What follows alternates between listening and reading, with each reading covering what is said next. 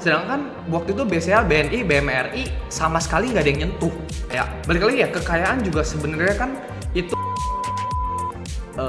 kan sebenarnya juga sumber daya alamnya nggak ada kan. Maksudnya bukan nggak ada lah. Tapi dia bisa jadi negara kayak begitu.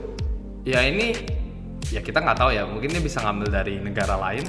Jembatannya adalah lu harus ada flow money masuk biar harganya benar naik. Kalau fundamental bagus tapi orang-orang nggak mau beli ya di situ-situ aja gitu loh. Mohon maaf kayak misalnya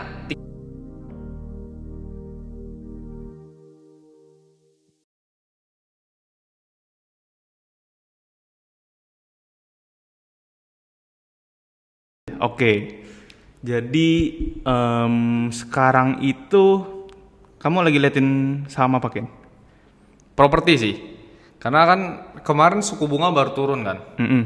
Jadi ya buat yang belum ngerti ya, suku bunga turun tuh berarti mortgage kan berarti jadi makin murah ya. Jadi orang-orang tuh ngambil KPR tuh lebih murah sekarang. Jadi kalau misalnya makin banyak orang yang ngambil KPR, kemungkinan untuk penjualan si properti ini makin naik gitu loh. Sama gue juga lagi lihat tambang ekspor juga sih. Soalnya kemarin naratifnya tuh si Amerika mau balikin lagi mau balikin penggunaan dari coal lagi. Jadi mungkin untuk saham-saham ekspor, walau sebenarnya kita ekspor tuh banyak kan tuh ke Cina, ya terutama si Cina sih, ada India juga kalau nggak salah, jarang ke Amerika. Cuma ya kalau misalnya demand dari coal itu naik, ya kita bisa lihat lonjakan dari harga coal juga ya. Jadi kalau emang ya kita lihat aja lah, kalau misalnya harga coal naik, ya itu mungkin bisa jadi katalis untuk saham-saham tambang, especially buat tambang-tambang yang ekspor gitu. Ya kalian bisa lihat lah, mungkin ya ini bukan financial advice ya, cuma bisa lihat lah yang track recordnya cukup bagus, misalnya AADI yang baru spin off dari Adaro kan, itu kan juga punyanya Boy Thohir, manajemennya bagus. Bian juga ekspor, ada lagi apa ya, Bumi cuma jadi agak ya hati-hati lah. Pokoknya lihat sendiri lah, kalian analisa sendiri lah. Cuma ya itu sih baru dua yang gua liatin. Cuma yang bener-bener gua lagi pegang sekarang kebanyakan sih bank ya. Bank. Iya. Tapi kenapa? Kok aku mau nanya deh. Kenapa US bisa mau ambil call lagi?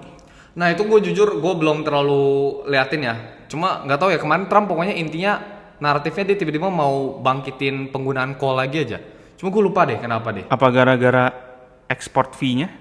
Yang tarif yang diberlakukan? Kayaknya enggak deh. Kayaknya nggak ada hubungan deh. Nggak ada hubungannya? Iya. Itu juga kemarin tiba-tiba plastic straw juga.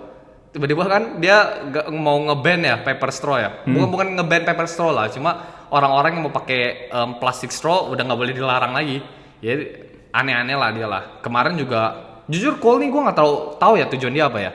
Cuma kayak kemarin juga tiba-tiba tarif yang awalnya dia pede banget sama tarif, tiba-tiba dia ini mundur gitu. Mungkin karena kemarin bond tiba-tiba yieldnya naik ya, udah nggak ada yang percaya. Kemudian juga di downgrade kan sama beberapa rating agency ya. Jadi orang-orang tuh udah nggak terlalu percaya lah sama bond Amerika, especially institution ya. Nah kalau kayak gitu kan intinya dia borrowing lebih mahal kan. Dia mau refinance debt dia makin mahal. Tapi ya balik lagi ya, maksud gue habis itu dia mundur. Habis itu sekarang dia tarif lagi, si Eropa mau ditarif 50%. Si Apple juga mau ditarif berapa persen ya, 25% ya kalau nggak salah ya. Kalau misalnya dia bangun di India, Tim Cook aja di ocehin sama dia. Terus apa lagi ya? Tim Cook sama apa lagi ya? Pokoknya Harvard juga kan. Dia kan intinya sebenarnya mau depak-depak ras tertentu lah. Ras tertentu yang menurut dia itu sebuah ancaman buat negara dia kan. Itu Harvard aja nggak dibolehin narik international students lagi. Kemana ya di depak beberapa students, ribuan kalau nggak salah ya, 6.800 ya. Mungkin kira-kira segitulah. Tapi akhirnya ada langkah dari ininya kalau nggak salah, ada langkah dari mahkamahnya ya atau apa ya. Pokoknya ada langkah lah. Cuma ya balik lagi, intinya tuh di Trumpnya banyak inilah, banyak keluarin hal-hal yang bikin kita kaget gitu. Jadi dulu kita baca gimana cara bandar kerja, kita pikir cara ini kepentingan owner tuh apa. Sekarang kita ngelihatnya tuh kepentingan si Trump nih apa. Ya kan, lo bisa tiba-tiba kemarin harga saham lo dibanting turun gara-gara kebijakan dari dia. Tiba-tiba dia naik lagi sekarang gara-gara Trump mundur. Sekarang Euro stock saya udah hancur semua lagi. Gara-gara dia mau tarif euro. Dia agak nggak jelas ya. Bukan nggak jelas lah, agak mengagetkan lah, mengejutkan lah. Jadi ya gitulah, Trump gak bisa terlalu tenang lah kalau misalnya di kepemimpinan dia. Bentar deh. Speaking about Euro ya. Iya. Europe. Iya, kenapa population? Setuju nggak atas pendapat Timothy Ronald bahwa Europe itu negara miskin? Perspektif, ya balik lagi, perspektif orang bisa beda ya. Cuma Oke. kalau misalnya lu cuma ngelihat balik lagi ya, kekayaan juga sebenarnya kan itu kan sebenarnya juga sumber daya alamnya nggak ada kan. Maksudnya Iya. bukan nggak ada lah. Tapi dia bisa jadi negara kaya begitu. Ya ini ya kita nggak tahu ya. Mungkin dia bisa ngambil dari negara lain yang dia tanda kutip kita sekarang udah ngomong lah world freedom segala macam. Cuma kan ya kita nggak tahu penjajahan di balik itu masih ada. Itu dia dapat duit sekaya itu dari mana gitu kan. Balik lagi ya, kalau misalnya benar-benar naturally, menurut gua Europe itu nggak terlalu bahaya lah sumber daya alamnya lah. Cuma balik lagi ya, si population juga dying. Ini juga gue baru taunya tuh maksudnya ngelihat si populationnya dying tuh jujur dari storynya Timothy. Jadi dia kan ngomong kan kalau misalnya birth rate-nya si Europe itu cuma 1, berapa kan. Ya itu balik lah. Itu kalau kalian ngerti aging population ya. Itu kan makin lama lu kalau misalnya nggak ngeluarin tanda kutip maksudnya nggak ada populasi baru lah. Lu kan produksi populasi baru tuh ya jumlah populasi tuh nurun, berarti consumer demand-nya tuh makin lama makin turun dong. Consumption demand dari ekonominya. Lo kalau consumption demand turun, ya negara ekonominya susah jalan gitu loh. Lah, lu SDA aja udah segitu. Lu consumption lu juga mau turun juga, segala macam. Orang juga udah nggak mau lahiran di sono kan. Ya udah susah gitu loh. Nanti ya sisa pekerja lu orang-orang tua semua. Lu susah lah punya anak muda yang maksudnya jumlah anak muda baru itu dikit gitu loh. Jadi ya miskin menurut gue ya bisa diinterpretasikan ya miskin lah. Cuma ya balik lagi ya orang mau interpretasi miskin tuh gimana? Karena kan mungkin perspektif orang miskin tuh beda-beda. Cuma menurut gue ya bisa dimengerti miskinnya di mana tuh bisa dimengerti gitu loh. Oke, tadi kamu juga mention bahwa lagi ngelirik perbankan di Indonesia. Iya, benar. Oke, kenapa perbankan dan which ticker yang mana yang kamu lagi lirik nih? Bukan lirik sih, malah udah masuk sih. Tapi ya balik lah, bukan pom-pom lah ya. Gue masuk BRI. Oke, kenapa BRI? Ini gue pribadi ya, jadi gue bukan nyuruh orang masuk BRI ya. Lo mau masuk berapa juga mungkin gak gerak ya BRI ya, kecuali lo bener-bener duitnya udah triliunan ya mungkin bisa gerak lah. Tapi BRI karena paling murah waktu itu. Sama dia tuh paling apa yang ngomongnya? Gue paling percaya sama BRI lah. Kenapa? Bukan gimana ya, maksudnya percaya kalau BRI bakal ngasih return paling tinggi di antara bank-bank yang lain gitu loh. Kita ngomong dulu kenapa gue pilih sektor bank ya di Indonesia. Kita ngomong kenapa di sektor bank gue pilihnya BRI dulu. Baru nanti mungkin gue jelasin kenapa sektor yang gue pilih itu bank dibanding sektor-sektor lain di Indonesia. Yang pertama tuh BRI karena dari dulu tuh gue percaya sama namanya foreign flow. Jadi gue awal kan kita pernah gue inget banget kita pernah ngechat di WhatsApp deh di grup yang gue ngomong lu fundamental bagus kalau misalnya orang nggak masuk ya sama aja harga nggak naik kan. Tapi yang gue sebenarnya iya gitu, cuma kan jembatannya adalah lu harus ada flow money masuk biar harganya beneran naik. Kalau fundamental bagus tapi orang-orang nggak mau beli ya di situ-situ aja gitu loh. Mohon maaf kayak misalnya ticker ya ini gue balik lagi ya, gue bukan mau menjelek-jelekan saham atau gimana, cuma itu kan juga harganya PBV berapa, PI berapa itu kan. PBV di bawah 1 mungkin 0, berapa gitu. Lo kalau misalnya orang-orang fundamental, orang-orang value udah pasti beli gitu. Cuma kan balik lagi kalau misalnya flow-nya nggak ada di sono, lo harganya segitu-segitu aja, lo mau tahan 5 tahun, 10 tahun, duit lo nggak kemana-mana gitu. Nah, balik lagi, gue liatnya adalah foreign flow dari BRI itu dia sekali masuk paling gede, sekali cabut juga paling gede. Jadi menurut gue kocokan dari, maksudnya bukan kocokan ya, apa namanya? Betanya tuh paling gede terhadap IHSG buat sektor perbankan menurut gua. Lu bandingin sama BNI, BMRI, apalagi BCA gitu kan. BCA paling gak volatil gitu.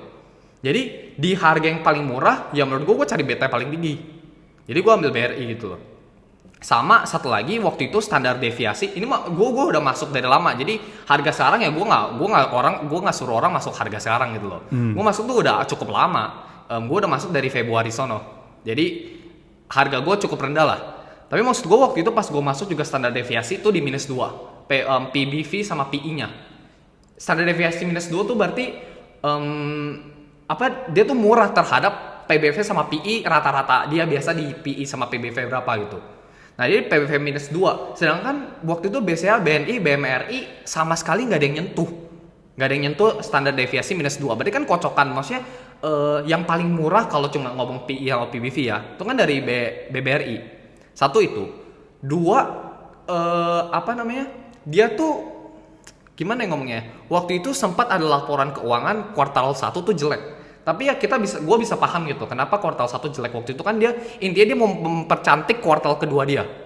Dia mau improve tuh di kuartal 2 dia dengan cara dia mengorbankan di kuartal 1 dia. Ya. Yang lain tuh bank-bank lain tuh nggak ngelakuin ini gitu loh. Jadi asing juga ngelihat, mungkin beberapa asing tuh nggak sampai ngelihat ini. Dia cuma ngelihat kuartal 1 jelek. Wah, gue jadi takut sama growth-nya gitu loh. Mungkin ya. Jadi mereka udah buang duluan, makin murah. Lah gue sedangkan kemungkinan besar kuartal 2 tuh bagus gitu loh. Kuartal 2 di 2025. Ya gue masuk aja gitu loh. Gue nggak takut gitu. Udah dibanting makin murah, kuartal 2-nya bakal bagus, ya gue mending masuk sekarang gitu loh. Walau sempat waktu itu ya ada pertimbangan lah. Waktu itu MSCI buang, fund lain buang segala macam, masih kenal lah perasaan gue bener-bener bukan mental baja lah, masih ada rasanya. Cuma ya balik lagi ya, kalau emang di sektor bank ya gue pilih BRI. Cuma kalau misalnya dibandingin bank sama sektor-sektor lain, sebenarnya gue ada salahnya gue ambil sektor bank.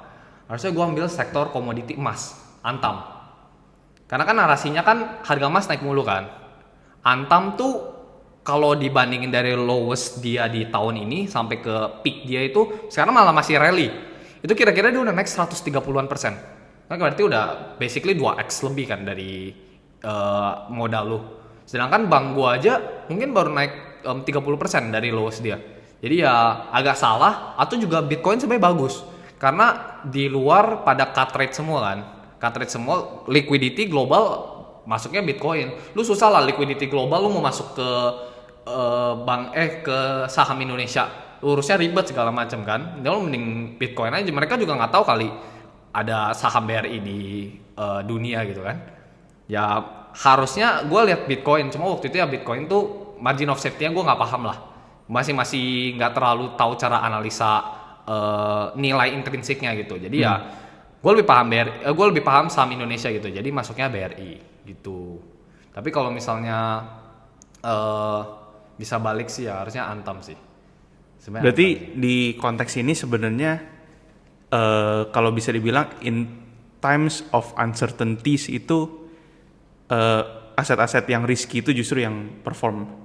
Ya uncertainty maksudnya setelah uncertainty berarti. Setelah uncertainty. Lu masuknya pas uncertainty menurut gua. Oh. Asalkan lu percaya bahwa negara ini masih sustain gitu loh. Lu kan bukan berarti kalau misalnya anggap deh misalnya kayak Turki, Argentina. Itu kan cara kerja dia kan si government itu tanda kutip tuh campur tangan ke central bank mulu kan. Tapi kalau misalnya uncertainty kayak gitu, ya lu bukan sok kontrarian lu masuk ke saham Argentina atau saham Turki, itu beda cerita uncertainty-nya. Cuma kalau kali ini yang fundamental BRI itu nggak terlalu berubah banyak. Ini kan gara-gara makro kan, mikronya tuh nggak terlalu terdampak gitu loh. Sebenarnya ya balik lagi terdampak lah. Cuma kan itu gara-gara demand kita tiba-tiba turun kan. Jarang ada orang juga spending lah. Kalau orang spending banyak, ngambil bunga dari bank banyak, bayar bunga ke bank banyak, itu kan income bank naik kan. Cuma kan waktu itu consumer demand tuh turun cukup banyak, cukup signifikan di Indo. Cuma ya balik lagi lah, kalau misalnya uncertainty-nya makro, mikronya masih bagus, menurut gue nggak perlu ditakutin sih. Asal lu tahu ya, lu invest di mana gitu ya. Gitu sih menurut gue ya. Tapi gini ya, teman Koko ada yang bilang dia itu nggak mau invest di aset-aset yang influenced by BUMN gitu. Oke, Itu menurut kamu apakah itu oke kan kamu sebagai investor BBRI misalnya ya. Dan BUMN nih. Iya BUMN. Ya. Nah, kenapa kamu masuk? Kenapa dia nggak mau masuk? alasan dia nggak mau masuk apa dulu tadi? Dia ngomongnya dia nggak mau masuk saham BUMN tuh karena apa dulu? Karena yang dia pikirin itu atau yang dia kasih insight itu ya BUMN itu tidak menguntungkan karena itu lebih ke si masyarakatnya yang pakai kan. Jadi ya bukan profit oriented gitu loh. Oke. Ya balik lagi ya, lu lihat income BRI berapa gitu. Kalau ngomong nggak profit oriented kan, ngomongnya ya profitnya. Ya jangan lu bandingin sama, mohon maaf ya kayak beberapa BUMN ya, gue nggak mau sebut lah. Tadi gue dikira ngejelek-jelekin saham ya. Ya lu lihat profit saham BUMN lain ya banyak yang hancur gitu. Ya lu lihat yang, mohon maaf, yang pesawat terbang juga. Ya itu itu kan lu pesawat terbang ya, lu bukan berarti lu jangan generalisir lah. Iya. Lagi pula balik lagi BRI itu menurut gue bukan invest yang jangka panjang gitu loh. Gue bukan yang gue hold diamond hand sampai gue mati gue bagian BRI. Gue juga nggak tahu ini BRI apa tahan sampai kapan gitu loh. Gue yang penting nih BRI udah cukup gini loh. Standar deviasi -2 dari PE sama PBV bandnya itu kan menurut gue murah ya. Balik lagi ya, fundamental tuh ya value lu nggak bisa lihat dari sononya lah, dari sononya doang maksudnya. Lo harus lihat manajemennya segala macam, kualitatif kuantitatif lo harus paham lah. Cuma simple dari sono aja dan gak ada terlalu masalah dengan mikronya. PNL-nya NPL-nya oke kok. Profitnya juga nggak turun banyak gitu loh. Cuma mungkin orang-orang ya waktu itu kayak fund asing tuh ngebuang gara-gara ya mungkin dia lihat kuartal satunya hancur gitu. Kaget gitu kan, padahal dia nggak tahu kuartal 1 dijelekin biar kuartal 2-nya bisa bagus. Atau misalnya MSCI buang gitu karena market cap udah nggak mencukupi. Jadi MSCI itu salah satu indeks yang sangat-sangat kita lihat lah di Indonesia, itu kita punya Morgan Stanley. Jadi kalau misalnya dia buang saham Indonesia, dia tuh biasa buang atau beli itu basically ke sebagian besar tuh gara-gara lihat market cap-nya mencukupi apa enggak, market cap free float. Jadi ini udah exclude punya owner. Ya benar-benar dia tuh mikir gue bisa exit apa enggak di saham ini gitu loh. Nah kalau waktu itu kan harga BRI turun, MSCI itu jadi downgrade gitu loh. Karena ya gue nggak, ntar kalau misalnya gue mempertahankan posisi gue di sini gue nggak bisa keluar. Iya. Habis itu misalnya kayak Goldman Sachs juga dia gara-gara currency risk kan, takutnya rupiah melemah segala macam kan. Government juga masih belum terlalu ngomongnya nggak terlalu stabil ya. Dia nggak terlalu bisa lihat ini ke depan tuh kayak gimana gitu mungkin ya. Jadi orang-orang ini pasifan kayak misalnya asuransi segala macam itu jadi ngikut si MSCI. Lu buang ya gue ikut buang gitu loh. Dia buang marketnya makin anjlok lagi dong. MSCI buang lagi dong, makin gede dong. Dia ini buang makin gede lagi, buang-buang, makanya domino sampai sekarang. Cuma balik lagi lah, makanya itu kenapa menurut gue malah opportunity. Saat udah stop nih, udah nggak ada yang buang-buang lagi, makanya kemarin tuh foreign buy tuh dari kemarin tuh BRI paling kenceng. BRI itu paling kenceng. Lu kalau misalnya bahkan bank itu nggak ada yang bisa ngalahin foreign buy-nya si BRI akhir-akhir ini gitu loh. Jadi ya kalau misalnya emang mau ngomong si BUMN ini nggak boleh dipegang, ya tergantung konteks lu apa. Lu kalau misalnya konteks lu satu cuma gara-gara nggak profit oriented, ya lu lihat aja profitnya BRI berapa, profitnya BMRI berapa. Jangan kayak lu generalisir semua gitu loh. Lu harus bener-bener lihat juga sampai dalam-dalamnya. Atau kalau misalnya emang dari dulu nggak mau invest di saham BUMN, ya gue juga nggak invest gitu. Tergantung lah. Invest tuh kan ininya beda. Definisi orang beda invest. Kalau gue invest, malah gue nggak bilang gue invest sebagai gue momentum aja, ini gue dapat harga murah. Terus si Trump ini ngasih tarif lagi nggak jelas kan, uncertainty. Tapi gue tahu ini menurut gue BBRI nggak bakal ancur banget. Ini backbone loh, ini financial loh, backbone-nya negara gitu. Jadi kalau mau ancur, gue ancur bareng negara gue gitu. Paham kan? Jadi ya menurut gue risknya lebih rendah lah, cukup rendah lah menurut gue lah. Kalau gue masuk di harga segitu lah, ya udah gue ride aja. Tapi gue misalnya nanti udah di secara teknikal, gue sih lihat kalau misalnya udah rally ya, gue lihat dari teknikalnya pure. Kalau teknikal udah jelek, ya mungkin sentimen udah mulai jelek, teknikal udah mulai jelek, ya udah buang lah. Ngapain gue tahan, gue nggak mau sampai mati gitu. Tapi ya kecuali ya balik lagi ya, mungkin ini aliran orang beda-beda. Kalau misalnya ada yang mau value terus ya terserah. Kalau emang lebih untung, yang penting untung kan. Lu kalau misalnya ada sesuatu yang menurut lu ribet banget nih gue analisnya segala macam, tapi nggak untung buat apa gitu. Jadi gitu sih, nggak perlu terlalu, ya balik lagi ya. Ini mungkin menurut gue ya, orang-orang tuh kadang terlalu marry satu aliran dia aja gitu. Jadi lu kalau misalnya ada orang kripto gitu, ya gue nggak mau touch Indonesian stock gitu. Indonesian stock apa sih, sampah gitu segala macam. Atau misalnya ada yang nggak mau pegang saham, ada yang nggak mau pegang kripto karena merasa nggak ada underlyingnya segala macam. Atau kayak tadi, gue nggak mau pegang saham BUMN karena nggak profit. Ya terserah lu gitu loh. Yang penting lu cuan gitu loh. Kalau misalnya lu udah merasa lu marry satu aset, tapi lu akhirnya lu nggak cuan, oke deh, lu bilang misalnya Timothy Ronald ngomong kalau misalnya kripto ini jauh lebih bagus karena flow semua lagi ke kripto. Dan orang-orang udah mulai lihat kripto, udah mulai rebutan Bitcoin sebenarnya kan. Orang-orang udah mulai rebutan Bitcoin. Mungkin dia nggak salah gitu loh. Cuma kalau misalnya ada orang dia nggak paham apa yang dia omongin, oh berarti dia, walau misalnya Timothy ngomongnya Bitcoin, dia nangkapnya yang penting gue beli kripto aja. Dia beli kriptonya di DEX gitu, beli koin-koin nggak jelas gitu loh. Ya hancur juga. Lu mau orang ini merasa kripto ini jauh lebih bagus daripada saham, kalau lu buntung gara-gara interpretasi lu salah, padahal Timothy-nya nggak salah gitu, tapi interpretasi lu salah, ya lu ngapain gitu. Yang penting lu mending lu beli obligasi daripada lu ancur beli meme coin nggak jelas karena lu merasa oh gue harus pegang kripto karena kripto masa depan kan. Maksud gue gitu. Lu yang penting cuan aja. Lu gak usah inilah. Jangan terlalu munafik lah menurut gue. Coba kalau if I put it this way ya kayaknya. Kalau BBRI itu kan saham lokal Indonesia gitu. Kenapa especially banks, sektor bank ya? Kenapa nggak mau coba kayak Amex gitu?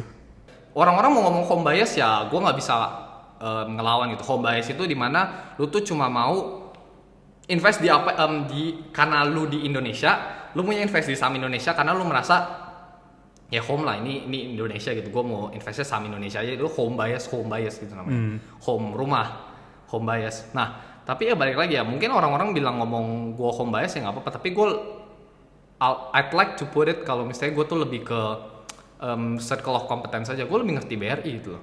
American Express ya gue nggak pakai, gue nggak tahu cara ininya gimana, maksudnya operasionalnya juga ya pokoknya lah, lu operasional lu bisa lihat dari segala macam hal mungkin dari internet ya. Cuma ya gue lebih yakin sama BRI gitu. Gue lebih tahu kalau BRI ini lebih murah dan gue lebih tahu historicalnya BRI. Gue lebih tahu juga, gue juga pernah pegang BRI, maksudnya punya BRI, aplikasi BRI, gue pernah pakai BRI segala macam. Ya gue lebih paham gitu loh. Terserah orang mau ngomong home bias juga gue gak nolak, karena gue emang beli di saham Indo kan. Gue sebagai orang Indo gue beli di saham Indo ya. Coba gue lebih ngerti itu. Ngapain gue beli saham yang gue nggak ngerti gitu loh. Cuma gara-gara biar gue nggak dibilang home bias. Ngapain gitu loh. Kecuali kalau misalnya ya emang mungkin kayak misalnya Bitcoin gitu kemarin naik 40% ya, dari 70.000 ke 111.000, itu kan lumayan ya. Cuma ya balik lagi ya, gue nggak ngerti Bitcoin tuh bakal nasihat dia tuh di 77.000. Gue kan momentum ya mainnya ya. Di 77.000, oke lah, gue mungkin nggak terlalu ngelihat M2 money supply. Kemarin kan M2 money supply dulu kenceng sama dunia semua cut rate kan, masuknya Bitcoin. Coba balik lagi, kalau misalnya oke deh, waktu itu Bitcoin, waktu itu dunia nggak terjadi kayak begini, gue juga lebih kalau misalnya gue maksa pegang Bitcoin karena gue merasa gue nggak mau home bias, terus ternyata di dunia nggak terjadi kayak begini, ya hancur gitu loh. Ya menurut gue yang gue ngerti aja, gue waktu itu lebih ngerti dan gue lebih paham gitu BRI itu arahnya lebih kemana, gue lebih paham gitu loh. Jadi ya gitu lah menurut gue. Daripada gue megang sesuatu yang gue nggak paham, gue nggak tenang gitu loh. Ngapain gue nggak tenang megang yang lain? Oke.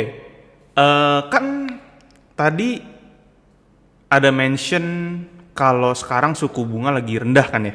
Sebenarnya rendah nggak, tapi diturunin, udah mulai. Oke, turun. Ya. Dan orang itu pada beli rumah kan katanya ya? Iya.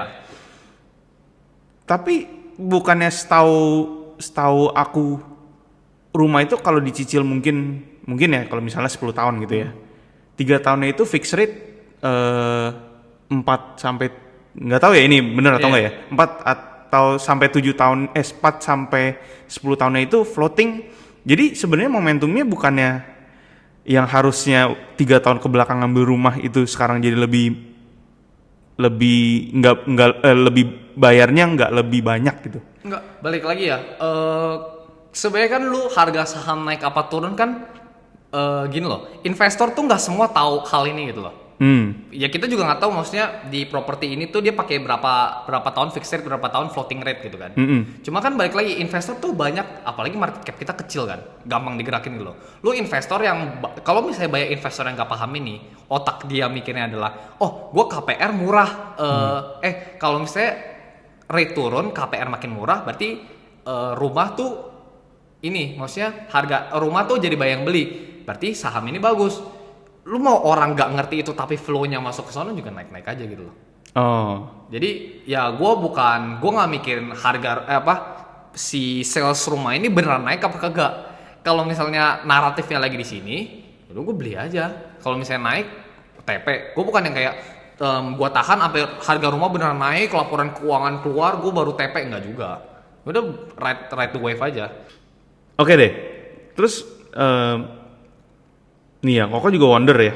Ada something came out of my head gitu ya. Oke. Kenapa kita nggak bisa mikir seperti foreign fund? Kenapa kita jadi gini, dia tuh kalau mau keluar itu kan berarti kan dia tahu bahwa something is going to happen. Bener nggak? Betul. Apalagi foreign fund gitu loh. Maksudnya kayak duitnya kan banyak gitu. Iya. Apakah salah satu nih, apakah dia penyebab turunnya atau dia yang dia tahu bahwa barang itu akan turun, sama satu lagi, kenapa kita nggak bisa mikir kayak dia gitu loh? Berarti kan ini ada hal yang sesuatu yang kita nggak tahu dan dia tahu gitu loh. Sebenarnya ada, ya gue nggak bakal tahu lah, maksudnya dia, baik lagi isi orang foreign fund kan PhD semua. Oke. Orang pintar semua, lu mau lawan dia ya lu susah gitu loh. Terus jumlah analis dia berapa? 1 itu 2, ya kan? 2 juga target harga tuh bisa dimanipulasi. Maksudnya oke lah dia ngomong target, mungkin beberapa enggak, cuma beberapa ada main gitu loh. Lu gede-gedein target, tapi belum nyampe target lu udah buang duluan biar liquidity-nya banyak gitu kan. Itu kan ya lu bukan lu kenapa nggak bisa mikir sama dia, lu dikecohin sama dia gitu loh. Jadi satu lagi tuh ya probably insider ya gue nggak tahu gitu. Itu kan lu kalau duitnya udah banyak kan network lu banyak. Lu kalau udah bisik-bisik dulu, misalnya lu bisik-bisik sama Trump gitu. Trump ngomong, oh gue besok bakal ngomong gini, gue bakal ngeluarin kebijakan ini. Ya udah dia bisa dengerin dulu. Misalnya kebijakannya jelek ya dia buang dulu. Ini pas udah keluar kebijakannya dia serok di bawah. Ya kita kan ada yang tahu gitu loh. Cuma ya balik lagi ya itulah kenapa kita nggak bisa terlalu ngikut apa yang dipikirin sama si foreign gitu. Jadi kita nggak terlalu bisa nge-front run si foreign gitu loh. Lu nggak bisa nebak kayak misalnya foreign ini bakal banting tiba-tiba besok, itu nggak ada yang bisa. Apalagi sekarang bursa udah ditutup kan. Ya lu mau nggak mau ngikut gitu loh, karena dia yang punya dana banyak. Lu jangan malah suruh dia ngikutin lu. Tapi kan kalau mereka jual sama informasi yang bahwa mereka jualnya itu kan time difference-nya tuh. Oh iya benar. Jauh kan, iya dong, bener dong. Jadi gimana kita bisa, kecuali kita punya Bloomberg Terminal ya. Tapi susah juga ya. Maksudnya gimana gitu cara lihat dia udah mulai jual apa enggak? Iya, dan dia tuh nggak mungkin jualnya satu ya banyak gitu kan. Maksudnya satu langsung gitu. Bukan gitu juga. Karena nggak ada yang nggak bisa nyerap lu satu hari langsung buang semua. Yang ada rata-rata penjualan lu, profit lu jadi hancur gitu. Tapi ya mau nggak mau order book lah. Order book kan lu bisa lihat yang warna merah tuh asing, kecuali YP tuh Mirai. YP tuh masih banyak yang pakai retail gitu. BB juga Deutsche Bank, sekarang namanya udah ganti kok nggak salah. Deutsche Bank ya. Pokoknya BB lah. Itu kan juga sebenarnya dipakai asing. Balik lagi nggak selalu. Asing tuh balik lagi bisa loncat-loncat. Lu hari ini dibeli sama AK, broker AK. Lu besok dia buang pakai BK bisa aja. Loh, jadi lu lihat AK akumulasi ditahan gak dibuang-buang, BK buang-buang mulu. Ya bisa aja AK pindah ke BK gitu. Lu pindah saham dari satu broker ke broker lain mungkin cuma keluar 22.000 per jenis saham. Misalnya BRI, lu mau berapa lot pun BRI, lu pindahin ke satu sekuritas lain lu cuma buang 22.000. Dua saham 44.000, ya kan? Jadi yang balik lagi nggak bisa terlalu ngikutin bener-bener patokan banget. Cuma ya untuk sejauh ini kalau misalnya lu lihat kayak bank-bank dan blue chip Indonesia yang kebanyakan tuh dipegang sama asing, ya lu mau nggak mau lihat order book lah. Order book si yang warna merah, misalnya kalau di Stockbit gitu itu warna merah biasa, AK, BK, RX, YU. Ya itu kalau udah mulai jualan ya, apalagi udah ini kan big distribution kan, dia boleh hati-hati lah. Pakai technical juga bagus. Ini rally nih, dia udah beli mulu, dia mulai TP nih, technical udah jelek, mereka udah big distribution, lu udah boleh jual gitu loh. Jadi nggak apa-apa, nggak harus tunggu mereka pengumuman mereka udah jualan. Lu lihat sendiri gitu loh. Kalau ini kan sekarang lagi bukan eranya sih ya, maksudnya kayak ada bank jago, Ya. ada bank apa ya, neo-commerce gitu. Ya, YB ya, BBYB. Iya, apakah si BBRI bisa, Sustain. iya bisa sustain, bisa bersaing, bisa dia bisa nggak sih ngalahin pokoknya? Ya kemarin BBHI Arto itu pas awal-awal emang naratifnya mereka juga kebantai sama BCA kan. Jadi Indonesia tuh masih trade file tuh kenceng. Sorry, bukan gimana ya? Maksudnya mereka tuh nggak terlalu melek digital sampai bener-bener gue Arto all the way, gue delete BCA sama BRI gue nggak gitu. Ini tuh banyak konservatif lah, apalagi lu milenial. Lu cuma milenial sama orang-orang tua, lu suruh delete BRI, BCA mereka lu ganti sama Arto sama BBYB. Terus itu juga penggunaan dari, ini setahu gue ini balik lagi dari Andri Hakim ya. Gue jujur gak pernah nyoba beneran make si BBYB. Cuma yang gue tahu adalah kemarin si Andri Hakim ngomong di podcastnya Overpost. Dia ngomong kalau misalnya pakai BBYB aja lu bayar listrik segala macam itu susah gitu loh. Bayar listrik lo bayar pulsa ya. Pokoknya lu apa-apa tuh masih lebih susah daripada si pakai BCA atau BBRI yang benar-benar masih trade file lah. Bukan trade file sorry, yang benar-benar masih bank konservatif lah, bank basis kita lah, bank base kita. Iya. Jadi ya sejauh ini gue belum melihat itu sebagai threat sih. Cuma ya balik lagi, gue kan nggak nunggu sampai si BBYB bisa ngalahin BRI baru gue lempar baru gue buang BRI gue. Gue yang penting kalau misalnya udah foreign udah mulai out, technical udah jelek, udah gue cabut aja. Gue bukan yang invest selama itu, jadi nggak terlalu concern sih. Oke, last question ya. Oke. Karena ini gelap juga. Yeah. Oke, last question. Nih ya, menurut kamu nih, kalau misalnya orang ya bukan trader lah, misalnya dia benar-benar buta gitu ya, terhadap dunia investasi, tapi dia juga nggak mau duitnya kekuras gitu loh. Oke. Apakah BBRI is the best choice buat mereka atau ada saham lain yang lebih bagus? Nah, lu kalau itu lu pegang obligasi sambil belajar lah. Lu jangan pegang saham lah. Lu kalau misalnya gue ngomong BRI bagus, terus tiba-tiba kan kita nggak ada yang tahu ya. Gue hanya bilang BRI bagus. Besok tiba-tiba keluar news, ini Trump gini udah tiba-tiba tarif lagi udah mulai keluar taringnya lagi. Tapi kan kalau ada orang bilang kan bank yang warnanya biru ya. Biru ada banyak. Iya, makanya yang ada 3 birunya. Yang comes up in your head lah, the first one. Ya. Maksudnya mendingan mereka pegang itu kan dibanding obligasi sebenarnya. Benar nggak? Nggak juga. Lu tuh kadang orang-orang baru tuh nggak cuma ngeliat, oke lah, lu bilang ini return bisa bagus nih. Tapi kalau misalnya gini deh, ya kan? Nanti sensor aja namanya. Ya, orang suruh beli saham properti ini gitu, saham properti A gitu. Terus habis itu gue beli, tiba-tiba keluar isu segala macam, hancur. Tahan nggak? Lu bisa tahan nggak? Mental lu bisa tahan nggak? Kalau nggak bisa tidur, nggak bisa tahan, lu akhirnya jual. Lu jual juga di bawah. Lu menurut gue nggak bisa objektif lah. Semua orang tuh nggak bisa rasional gitu. Jadi ya balik lagi, mendingan jangan cuma mikir, oh gue beli saham ini gitu. Beli saham ini daripada gue beli saham lain. Udah lu mending belajar dulu. Lu kalau nggak belum paham tapi duit lu masih mau grow, ya setidaknya lu apa kek RDPU, RDPT, obligasi. Ya gue tahu returnnya nggak mungkin banyak, pasti. Lu kalau misalnya ada itu yang influencer crypto pasti ngomong, ya lu ngapain pegang obligasi, pegang RDPU. Ya balik lagi, maksud gue adalah daripada lu gak ngerti apa-apa, lu duit lu kegerus, lu mending taruh situ setidaknya lu gak usah ngalahin inflasi deh. Kalaupun emang secara real M tuh money supply-nya dia gak ngalahin, ya setidaknya gak sekegerus itu lah. Lu masih ada grow dikit lah dari obligasi sama RDPU lah. Lu sambil belajar lah. Daripada lu gak belajar, lu sok gitu merasa keren, lu langsung lempar ke aset risky, malah kegerus makin kenceng, ngapain itu? Berarti Ya, lu sebenarnya belajar do your dulu. own research. Do your own research, iya benar. Oke. Oke deh. Berarti tapi kenapa kan kalau ada yang bilang beli Bitcoin aja, tapi juga tetap nggak bisa tidurnya itu. Iya, nggak bisa tidurnya gitu loh. Karena gini loh, kalau misalnya orang ngomong ke gua beli Bitcoin aja, ya gua research, oh iya benar Bitcoin masih lebih bagus gitu loh. Udah gua masuk gitu loh. Terus emang semua orang tahu time frame-nya berapa lama?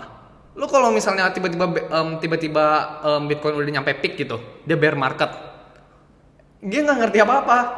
Iya benar. Lu mau suruh pegang Bitcoin segala macam, di otak lu ya Bitcoin makin murah, makin beli. Dia nggak paham, dia nggak tenang, dia jual semua ya rugi juga gitu loh. Apalagi gak usah ngomong gitu, dia pakai duit panas gitu. Pegang Bitcoin, disuruh pegang Bitcoin kan, dia pakai duit panas. Gue nggak ngomong influencernya suruh pakai duit panas ya, cuma beberapa orang kan nggak ngerti. Dia pakai duit panas, jebret gitu, bear market, nggak makan. Berarti mereka sebenarnya Udah, kalau kayak belajar gitu dulu. mah mendingan belajar personal finance. Belajar dulu. Kenapa sih harus bener-bener ini cepet-cepet investasi? Lu belajar dulu gitu. Iya, Ya lu kalau emang bener-bener gak mau duit lu kegerus banget, ya udah lu taruh lah obligasi. Lu jangan terlalu diharamkan lah. Kecuali lu bener-bener dari hidup sampai mati lu obligasi mulu, ya itu ya lu nggak kemana-mana, kecuali ya lu punya bisnis bisa grow mulu segala macam. Cuma balik lagi, kalau emang niat lu kaya dari investasi, ya emang lu nggak bisa dari obligasi atau deposito doang gitu loh. Mohon maaf, ini realitanya. Cuma balik lagi, daripada lu gak ngerti apa-apa, lu main lempar ke investasi apa karena dengerin orang, tiba-tiba oke lah, in the long run dia naik, misalnya kayak Bitcoin, in the long run dia naik. Misalnya PANI, dia in the long run naik, BRI in the long run mungkin naik gitu lah. Cuma saat dia ada turunnya kan, lu ada, kalau teknikalnya lu ada primary movement sama secondary movement kan. Jadi primary movement mungkin naik terus, secondary kan ada pullbacknya kan. Sorry. Ada pullbacknya kan. Lu kalau pasti pullback mental lu nggak kuat, lu jual gitu loh. Jadi ya lebih penting lu ngerti dulu gitu loh. Kecuali oke, lu orang ngomong beli Bitcoin, orang ngomong beli apa, lu dalamin bener-bener apa yang ngerti, sampai lu pullback pun lu nggak jual gitu. Lu juga pakai uang dingin. Ya udah, itu nggak, it's fine gitu loh. Yang penting lu belajar dulu, lu tau lah apa yang lu pegang lah. Gitu. Gitu kalau kata gue ya. Kenapa? Balik lagi lah, gue kan belum sekaya orang-orang yang benar-benar kayak Timothy atau Andy ya. Jadi mungkin ya gue nggak bisa objektif gitu, karena finance is a very subjective thing kan. Gue coba membuat ini tuh subjektif aja.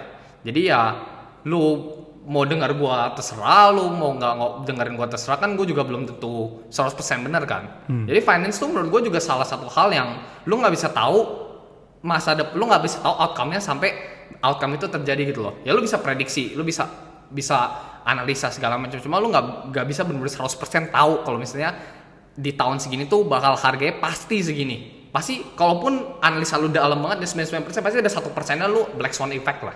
Black swan event gitu lah. Jadi ya balik lagi ya, lu cari tahu sendiri lah, jangan bener-bener rely sama salah satu influencer. Apalagi gua aja belum terlalu gimana kan ya. Ini maksudnya ini cukup saran dari gua aja. Jadi ya lu belajar dulu lah, gitulah menurut gua sih. Oke deh. Oke. I think that's it for today ya. Oke, thank you for your time.